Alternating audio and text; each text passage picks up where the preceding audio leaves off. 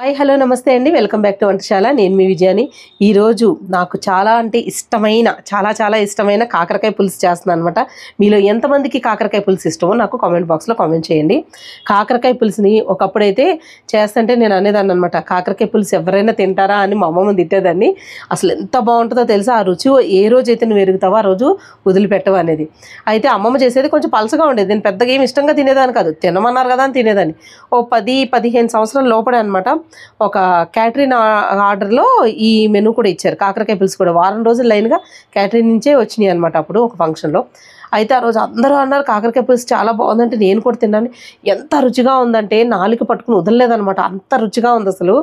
నేను వాళ్ళని అడిగితే చెప్పారనమాట ఆయన కాకరకాయ పులుసు ఎలా పెట్టాలని. అప్పటి నుంచి ఎన్నిసార్లు పెట్టానో అసలు ఎంత బాగుంటుందో ఇప్పుడు నేను మీకు కూడా చూపిస్తాను. ఇప్పుడు 1/2 కిలో కాకరకాయలు అయితే తీసుకున్నా, దీన్ని కోస్తాను చూడండి, ఎక్కడ స్కిప్ చేయకండి వీడియోని. శుభ్రంగా కడిగేసానండి, కడిగేసి తీసుకొచ్చాను.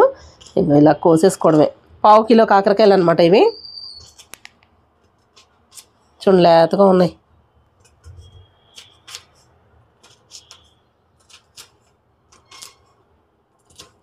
కొంచెం పెద్ద ముక్కలైనా కూడా పర్లేదు, నేనేం కంగారు పడక్కర్లేదు. ఇలాగైనా కోసుకొచ్చండి ముక్కల్ని, నేను మీకు మళ్ళీ చూపిస్తాను చూడండి. ఇదిగో ఇలాగైనా కొయ్యచ్చు, ఇలా కూడా కోసుకోవచ్చు. కానీ నేనైతే మొత్తం ఇలాగ రౌండ్గానే కోస్తాను అనమాట, ఎక్కువ మీకు చూపించడం కోసం అంతే. ఇదిగోండి కాకరకాయ ముక్కలు కోసుకున్నాం కదా ఇవి.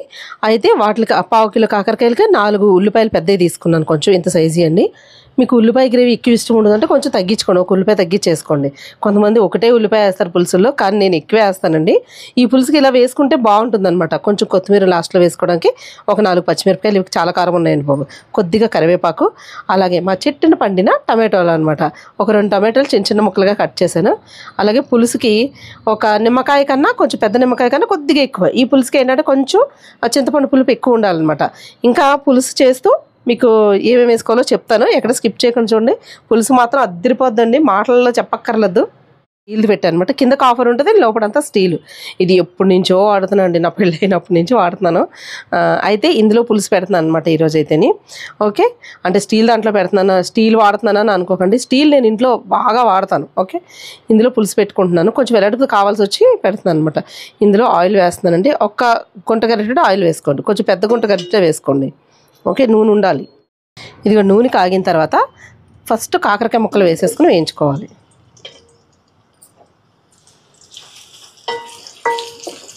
కాకరకాయ ముక్కలు అయితే బాగా వేగాలండి, వేగితే చేదు పోతుంది అనమాట. ఇందులో మనకి ఉప్పు పసుపు వేసి దీంట్లో పిండడం కానీ ఏమి చేయక్కర్లేదు. ఇందులో ఉన్నాయి మనకి చేదు పోద్ది, పోయాక ఏంటి అని అనుకోవడానికి లేదు. ఉండా చేదంతే దేనికి వెళ్తుంది, నూనెకి వెళ్తే మళ్ళీ ఆ నూనె అంతా కూరలో కలిసిపోద్ది కాబట్టి మనకి ఇందులో ఉన్న ఏమి చేదది బయటికి పోదనమాట. మనం ఉప్పు పసుపు మజ్జిగ వేసి పిండేస్తాం చూడండి, చేదంతా పోయేలాగా, అలా కూడా ఏమి చేయక్కర్లేదు. కానీ పులుసు మాత్రం చేదుగా ఉండదు, ఎంత బాగుంటుందో. ఇదిగోండి కాకరకాయ ముక్కలు చక్కగా వేగిపోయినాయి చూడండి, ఇలా వేగాలి, ఇలా వేగితేనే బాగుంటాయి అన్నమాట. ఈ కాకరకాయ ముక్కలు తీసేసుకుందాం. 1 టీ స్పూను ఆవాలు వేసుకోండి, ఆవాలు కంపల్సరీ.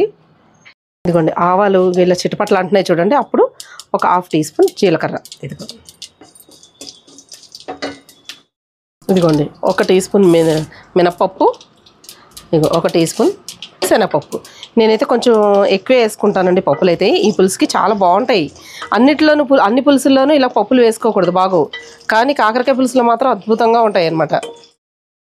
ఇదిగోండి చూడండి పప్పులు బాగా వేగిపోయినాయి. ఇవి వేగిపోయిన తర్వాత ఉల్లిపాయలు వేసేసుకోవడం.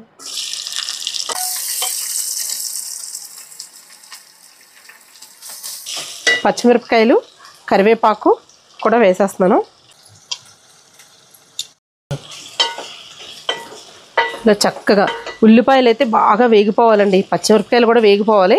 అయితే నేను పచ్చిమిరపకాయలు ఎందుకు వేయించేస్తాను ముందే అంటే, మనకి ఆ పసరు ఉందనుకోండి యాసిడిటీ ప్రాబ్లమ్స్ అది వస్తాయని చెప్పి నేను ముందుగానే వేసేస్తాను. ఎక్కువ ఏంటంటే పులుసు ఉడికేటప్పుడు కూడా వేసుకుంటారు, ఆ పచ్చిమిరపకాయ అలాగే ఉండాలి, పులుపది పట్టి బాగుంటుందని చెప్పి. ఓకే, మీకు అలా ఇష్టమైతే అలా కూడా వేసుకోవచ్చు. ఓకే, ఇందులో కొంచెం వేగుతూ ఉన్నప్పుడు కొద్దిగా సాల్ట్ వేసుకుందాం. 1 స్పూను రాళ్ళు ఉప్పు వేసుకోండి. ఇదిగోండి ఉల్లిపాయలు అయితే బాగా వేగనిద్దాం. ఉల్లిపాయలు కొంచెం పక్కకు జరిపి ఒక పావు టీ స్పూన్ వరకు ఇంగు వేసుకోండి, ఇంగు పౌడరు చాలా బాగుంటుందండి. మీకు ఇంగు ఫ్లేవర్ ఏమి మనకి ఇష్టం ఉన్న వాళ్ళకి కూడా మనము తినేయగలుగుతాం, ఎందుకంటే ఇంగు ఫ్లేవర్ ఏమీ తెలియదు కానీ రుచి బాగుంటుంది, రుచి మాత్రం తెలుస్తుంది, ఇంగు వేసినట్టే తెలియదు. ఇదిగోండి ఒక పావు టీ స్పూన్ రుచి కోసం వేసుకుని వేయించేసుకోండి. ముందే పోపు వేసేటప్పుడు పప్పులది వేసాం కదా, అప్పుడైనా సరే వేసేసుకోవచ్చు ఉల్లిపాయ వేయక ముందు.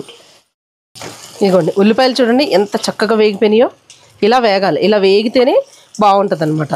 ఇదిగోండి టమాటా ముక్కలు కూడా వేసేస్తాను వేగిపోయిన తర్వాత. ఏదైనా కూర వండినప్పుడు మనకి ఇష్టమైంది కానివ్వండి కాకపోయినవ్వండి ప్రేమగా వండితే ఖచ్చితంగా అద్భుతంగా కుదురుతుందండి, అది మాత్రం షూర్. ఇంక టమాటాలు కూడా గుజ్జులాగా బాగా వేగిపోవాలి. ఉల్లిపాయ బాగా వేగిన తర్వాతే టమాటాలు వేయాలి, ఆ టమాటాలు కూడా బాగా వేగిపోవాలి. ఓకే ఇదిగోండి టమాటా ముక్కలు చూడండి ఇక వేగిపోయినాయి, మొత్తం బాగా గుజ్జులా దగ్గరగా అయిపోయింది చూడండి. ఇప్పుడు ఇందులో కొంచెం పసుపు వేసుకోవాలి.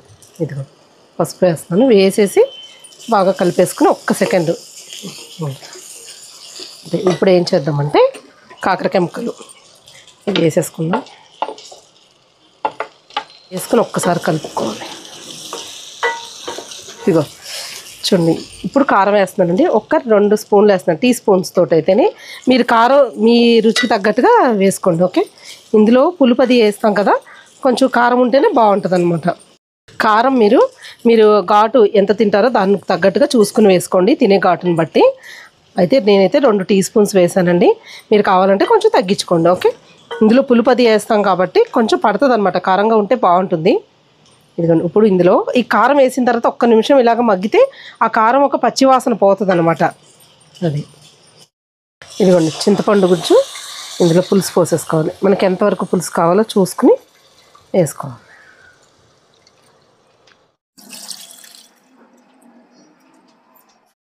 నేను వేసిన చింతపండు అంతా ఇలా చక్కగా మొత్తం రసం వచ్చేంత వరకు పిండేసుకున్నానండి. ఇదిగోండి పులుసు ఒక్కసారి చక్కగా ఇలా కలిపేసుకుని బాగా దగ్గరగా ఉడకనివ్వాలి. ఎంతవరకు ఉడకనివ్వాలో చెప్తానండి. మధ్యలో కొంచెం మనం కొత్తిమీర కూడా వేస్తున్నాను. ఇదిగోండి చక్కగా ఇలాగా కలిపేసుకోండి.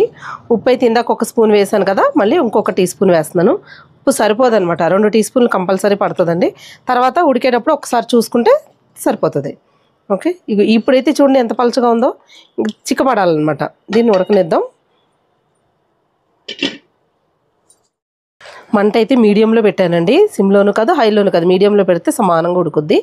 ఇది ఒకసారి చూద్దాం.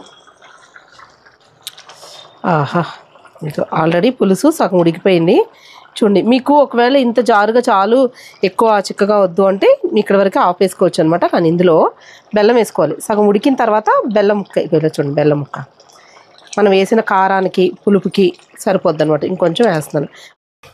ఇదిగోండి బెల్లం అయితే వేసాను కదా, బెల్లం స్వీట్ ఎక్కువ ఇష్టం ఉండదంటే కొంచెం తగ్గించి వేసుకోండి. కానీ మొత్తం వేయకపోతే అసలు ఆ టేస్ట్ అన్నది రాదనమాట. ఆ బెల్లంతో కాకరకాయ పులుసు మంచి రుచి వస్తుంది, ఆ పులుపును కూడా బ్యాలెన్స్ చేస్తుంది అనమాట. ఓకే ఇలా దగ్గరగా ఉడుకుతుంది కదా. ఒకవేళ మీకు పలచగా ఉండాలి పులుసు అంటే చింతపండు మనం పిసికి పోస్తున్నాం కదా నీళ్ళు, అప్పుడు కొంచెం ఎక్కువ వేసుకోండి. ఓకే ఇప్పుడు సిమ్లో పెట్టేసుకుని ఒక 5 నిమిషాలు లేదంటే ఒక 3 నిమిషాలనే జాయిగా అలాగా ఉడకనిద్దాం. ఇదిగోండి పులుసు అయితే కాకరకాయ పులుసు దగ్గర పడుతుంది. ఆహా బాబా ఇదిగోండి ఇప్పుడు చూడండి, ఇలా చాలు అనమాట. ఇంకా కొంచెం చిక్కగా కావాలంటే ఇంకా చిక్కగా కూడా చేసుకోవచ్చు, అంటే లైట్గా జారుగా ఉంటుంది అనమాట మనకి.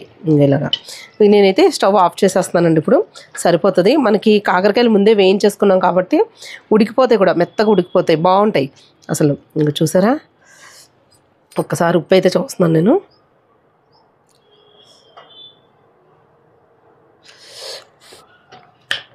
సూపర్గా ఉందండి.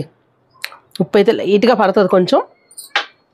పులుపుల్లో ఏంటంటే పులుసుల్లో ఏంటంటే కొంచెం ఉప్పు పడుతుంది అనమాట మనకి. కొద్దిగా ఉప్పు వేస్తున్నాను, మీ రుచికి తగ్గట్టుగా చూసుకుని వేసుకోండి ఉప్పు అయితేనే. ఓకే కలిపేసి మూత పెట్టేస్తాను. ఒకసారి మూత పెట్టేసి ఒక 5 నిమిషాలు అలా వదిలేసి అప్పుడు మనం టేస్ట్ చేద్దాం. ఇదిగోండి రైస్ అయితే వడ్డించేసుకున్నాను. నేను కాకరకాయ పులుసు వేసుకుని అయితే తింటున్నానండి. టేస్ట్ అయితే చెప్తాను మీకు. ఓకే కాలుతుంది గిన్నె అయితేని. ఇదిగో వేడిగా రైస్లో కాకరకాయ పులుసు. ఆహా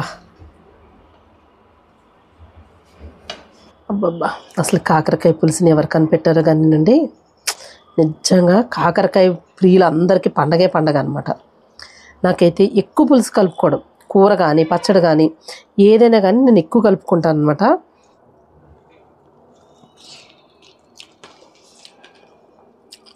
భలే ఉందండి అసలు పులుసు మాత్రం.